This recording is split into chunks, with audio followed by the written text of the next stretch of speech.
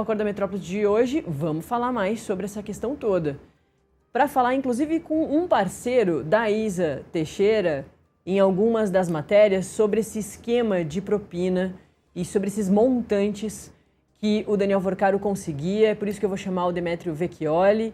Demetrio, é sempre um prazer te ter aqui. A gente essa semana falou, semana passada, eu já não lembro mais, sobre essas casas luxuosas que o Daniel Vorcaro tinha em várias partes do Brasil, fora do Brasil. A última que a gente falou sobre em Aspen, né, que ainda tem uma nebulosidade sobre ser do Daniel Vorcaro ou não, mas na época a gente estava falando sobre o quanto ele utilizava essas casas para comprar as pessoas que ele precisava, para todo o esquema. E ele precisava de muita gente, já que são esquemas de tudo quanto é tipo.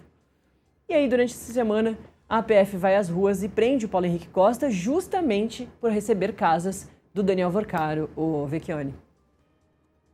Bom dia, Nath. Bom dia quem está assistindo a Acorda.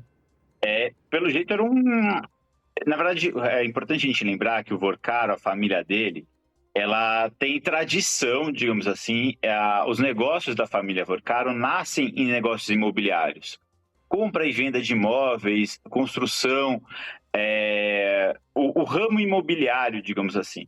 Então, os imóveis, eles fazem parte da rotina empresarial do Vorcaro. E aí, aparentemente, tanto para usufruir de imóveis variados e caríssimos.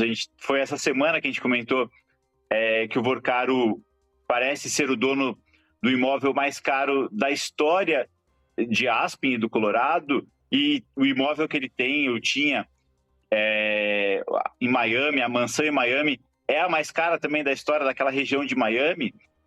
Também são imóveis que ele deu para algum tipo de agrado. A gente já escreveu sobre isso para as namoradas, amantes, para a loira do Bom Dia. Ele doou um apartamento aqui em São Paulo. E aí voltam os apartamentos nesse esquema, no que parece ser um esquema, né? No que a Polícia Federal diz ser um esquema para pagar o Paulo Henrique Costa, ex-presidente do BRB, com essa doação, digamos assim, de apartamentos que você estava falando com a Isa, e que aparentemente é um modus operandi do Vorcaro. Né? Agora que ele está na cadeia, acho que ele não vai conseguir fazer muita coisa.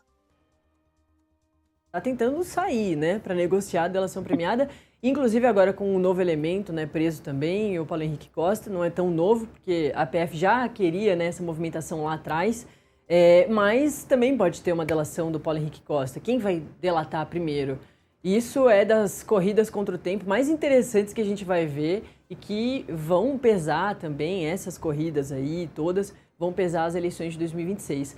Agora, Demetrio, você também apurou que o BRB, ele abriu mão de cobrar do Master pelas carteiras podres, para não prejudicar a liquidez do parceiro. Conta mais essa história, porque é tudo sobre isso, né? Esse esquema de Vorcaro com o Paulo Henrique Costa era basicamente para o Paulo Henrique Costa fazer essa compra, né, com o BRB, dos créditos, de bilhões de reais dos créditos podres, e também tentar comprar um banco que já tinha um histórico de problemas, né? Exatamente. É aquilo que a Isa vinha falando. Existe algum tipo de relação, que eu acho que é o que a polícia tenta entender e tenta tirar na delação premiada do Vorcaro, ou de quem mais queira delatar. E eu acho que tem muita gente que vai percebendo que em algum momento vai ser envolvida. O Paulo Henrique Costa devia ter feito isso, ter percebido que ia ser envolvido, porque existiam as provas, ele sabia que essas provas estavam na mão faz 10 meses, né, que pelo menos que a Polícia Federal tinha esses documentos, essas conversas do Vorcaro com o advogado dele e com o Paulo Henrique Costa. E é aquilo, saber que o reconhecer que foi pego e se antecipar às consequências do que vai acontecer.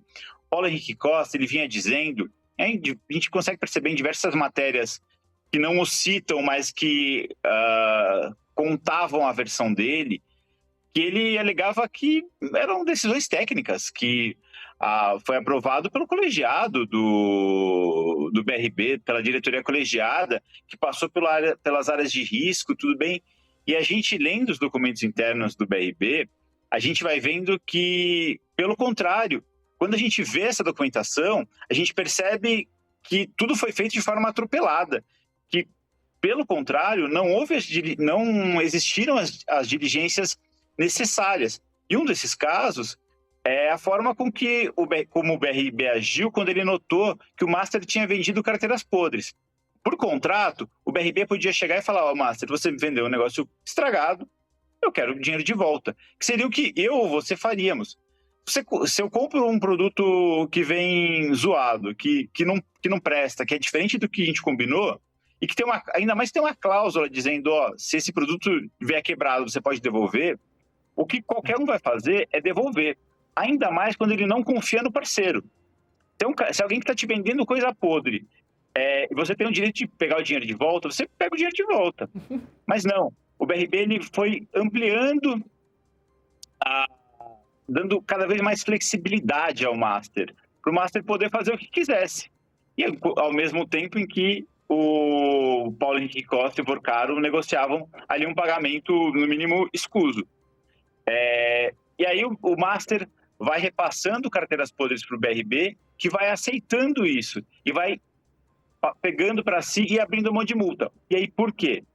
Nos próprios documentos do BRB aparece que fazia isso porque ele queria dar liquidez ao Master, ou seja, deixar o Master com dinheiro na mão, que era uma exigência do Banco Central para que o BRB pudesse comprar o Master, que era o projeto final. Era que, no final das contas, quando virasse o ano ou qualquer coisa do tipo, o Master fizesse parte do BRB. E aí, para isso, o BRB aceitou carteiras podres, ativos podres, coisa que hoje, como contou a Isa, virou dor de cabeça para o governo, está tentando buscar dinheiro para tapar esse buraco que é enorme. Exatamente. O GDF sendo o maior fiador, né, do BRB, como é que faz agora? É uma situação, inclusive, muito crítica para um ano de eleições, né? A Celina Leão fica agora com toda essa questão nas mãos, né, assumindo depois de Ibanez Rocha, e a gente também vai acompanhar tudo que vai suceder em relação ao próprio governador, né? Vem se defendendo, mas ele aparece aí nessa troca de mensagens do Vorcaro com o Paulo Henrique Costa, colocado ali, né, como querendo, o que a gente fala para o governador, porque o GDF, num segundo momento, vai ser criticado, porque o primeiro que vai ser criticado vai ser o BRB, por fazer todas essas movimentações com um banco que já tinha um histórico de problemas. Demétrio, é isso, né? Você vem apurando esses números gigantescos dessa história toda, do Daniel Vorcaro, do Banco Master. A gente coloca aqui mais uma manchete das suas apurações, do BRB cobrando 21 vezes essa dívida de 1,6 bilhão de reais do Master enquanto tentava comprar o banco, que é isso tudo que você está explicando.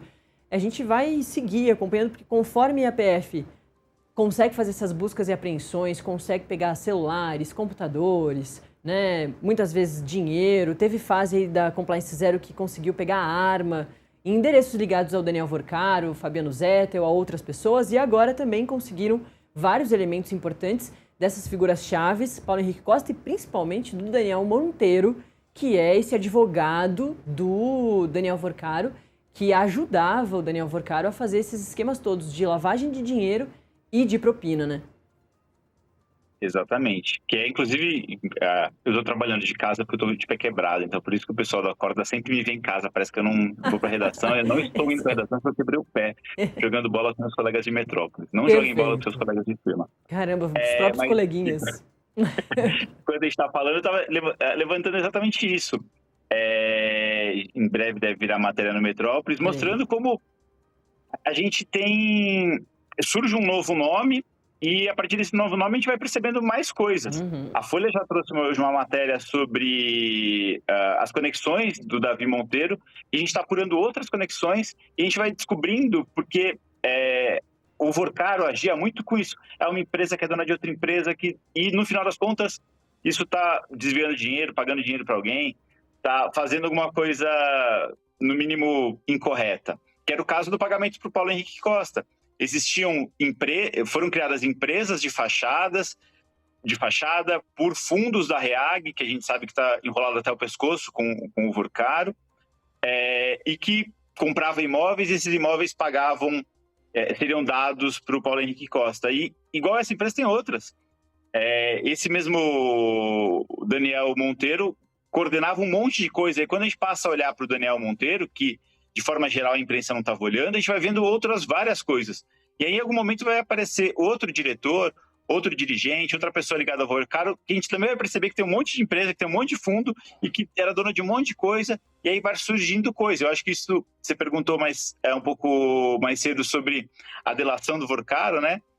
Talvez seja difícil para ele, porque é isso, cada coisa nova que descobre, tem mais coisa que ele vai precisar contar. Então, será que ele sabe tudo?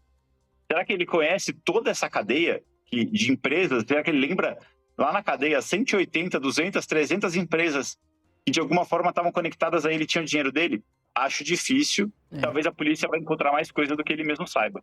Se a gente está trabalhando aqui da imprensa para registrar isso tudo, se a polícia também está trabalhando para conseguir encontrar, né, puxar esse novelo de lã que está mostrando que é gigantesco, imagina os advogados do Daniel Vorcaro. Nesse final de semana aí, o Demétrio, é plantão 7x7, 24x24, tem que conversar com o cliente que está preso, né, agora na Superintendência da Polícia Federal, para tentar encontrar esse caminho. A gente viu recentemente um exemplo muito bem sucedido de delação premiada, lá no caso da trama golpista. O Mauro Cid, o ex-ajudante de ordens do ex-presidente Jair Bolsonaro, pegou 2 anos de regime aberto, né? Enquanto o ex-presidente Jair Bolsonaro, que foi colocado como líder, delatado também pelo Mauro Cid, pegou 27 anos em regime fechado, ficou um tempo na papudinha, agora voltou para casa por causa da situação de saúde. Mas assim, a gente viu um exemplo muito bem sucedido.